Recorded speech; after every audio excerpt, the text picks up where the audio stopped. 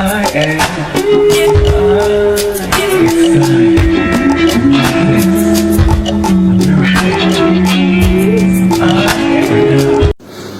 Hello and welcome to part 3 of my fictional story, Osaye America.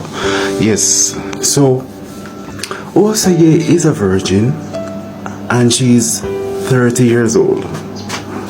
She spent a lot of time in prison and also in the mental institutions.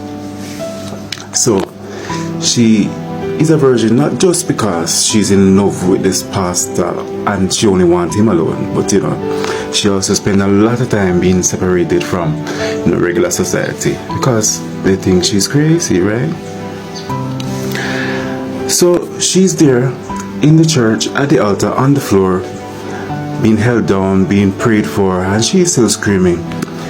But she realizes that if she does want to get close to this pastor who she loves, she has to calm down and probably listen to what them saying and try to do what they said she should do. So the pastor comes down and comes to also lay his hand on Osaye's head.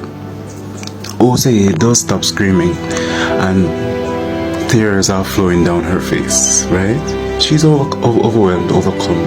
She is surrendering right now. She's at the church with the pastor. The pastor says, "I remember you." And Osaye, of course, is happy to hear this.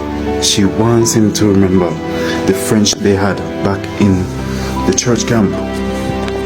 She wants him to remember how jealous and possessive she was and still is of him.